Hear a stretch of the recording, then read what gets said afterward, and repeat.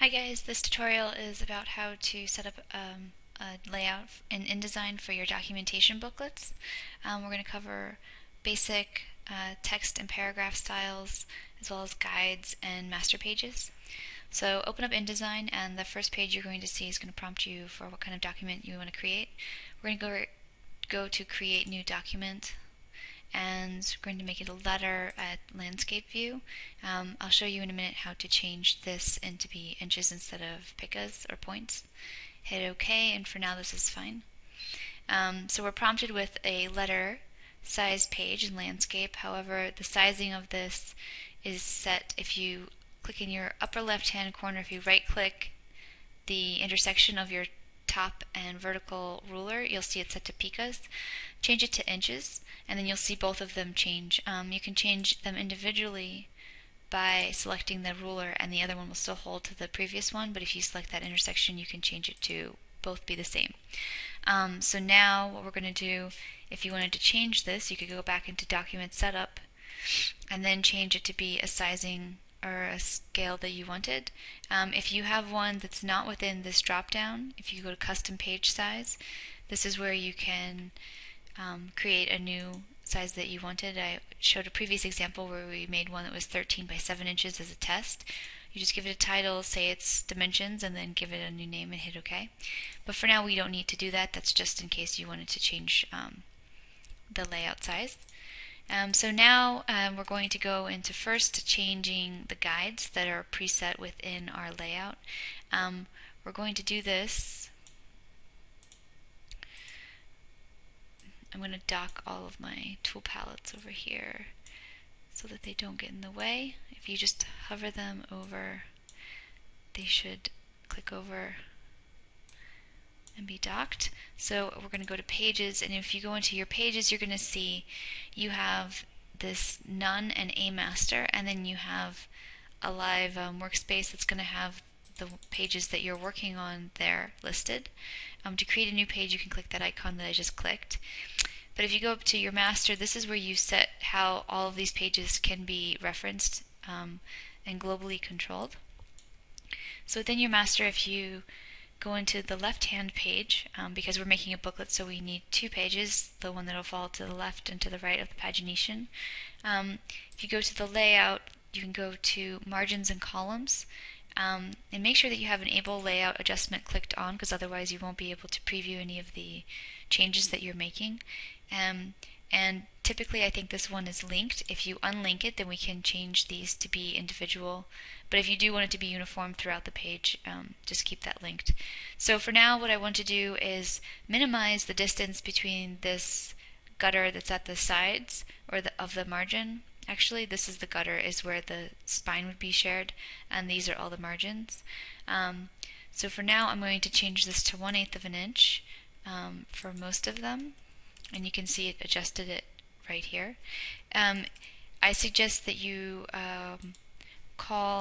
if you're going to print this someplace, call and see their predefined settings for their margins, because typically they have, unless it's a full bleed, which we'll cover in a second, there's a minimum distance you need to hold from the end of the page. And then for the inside here, I'm going to keep it at 0.5 because I'm going to assume that the binding is going to eat up about 1/4 of an inch of the page space, and then I'm going to leave another 1/8 of an inch to allow the page to open. It might be caught tight in there. You can also ask where you print the amount of distance they would assume for the interior gutter of your binding, depending on what kind of binding you have. And then for now, my columns, I'm not going to specify this, but in case that I did, if I had 2 columns per page, I could say the distance between the two of them. So I'm going to hit OK, and then I'm going to go over to my right-hand page and click that it's highlighted and do the same adjustment.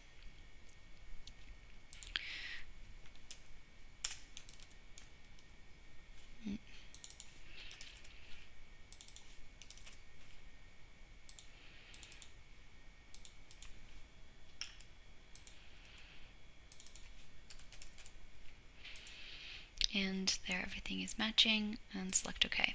So now that I have my 2 master pages set with the workable space that I want to have, I want to put a bleed just in case I do have a full resolution image that I want to go to the extents of the page.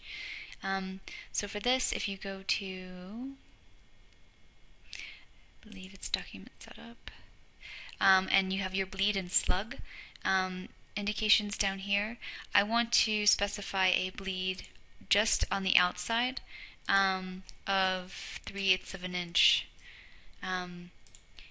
so that I have a guideline throughout all of them in case that I want that bleed there. So I'm going to hit OK. Oh, actually, that's why I needed that. So if I link this, I need it on all sides. It won't transfer to the middle. This is okay. Alright, great. So now I have, for my layout, the bleed within that space that I want. If you want to have a full bleed that's going to go across this individual page, I would suggest you make a separate master as an individual left-handed or right-handed page, and then put the bleed just to that that master. You can create a new master just by selecting this A master and then hit new, and then it'll make that third page new to you. And if you drag it off,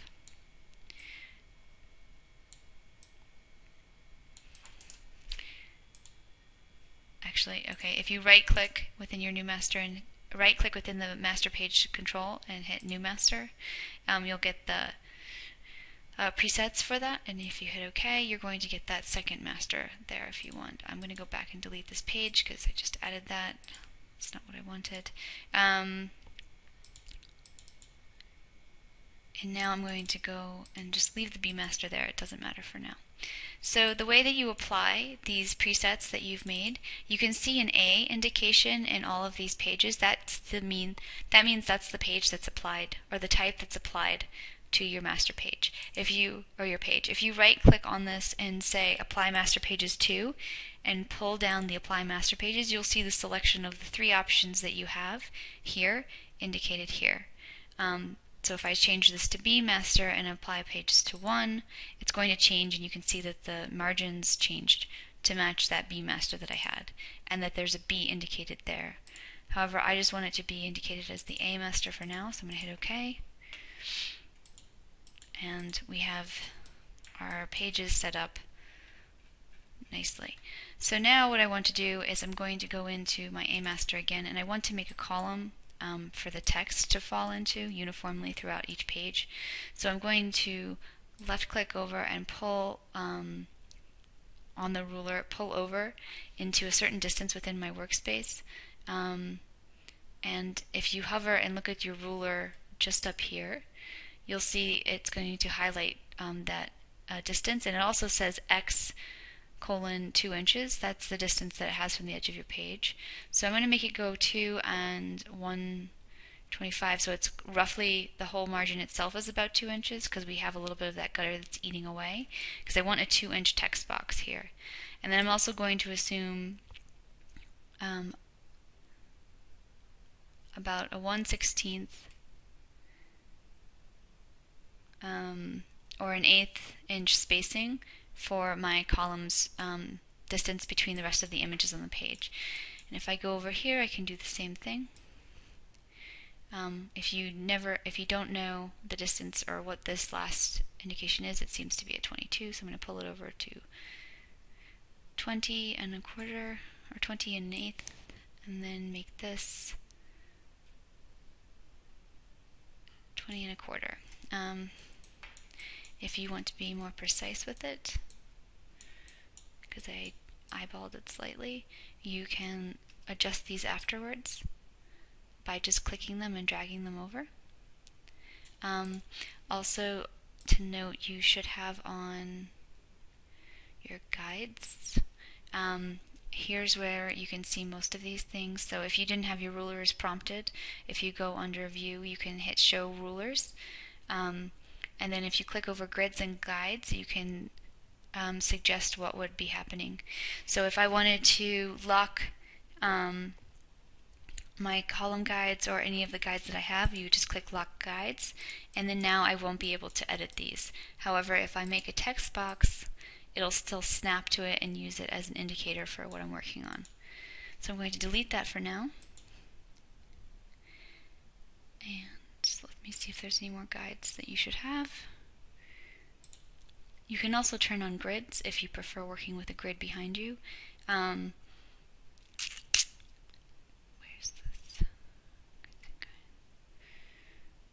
Oh, this baseline grid, and you'll see that's one option.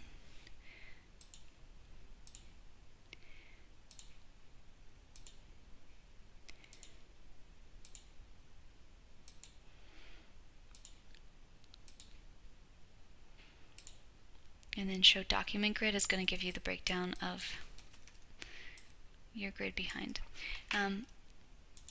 However, if you snap to this, it'll help you potentially with text and alignment of images, but I typically don't work with it on yet. Okay, so returning to our text boxes, we now have the column defined in our master page that we can have the text exist, and if we double click into our pages, we can see that this is carried throughout our document. So we're going to pause here, and then we're going to pick it up with page numbering and actually editing text.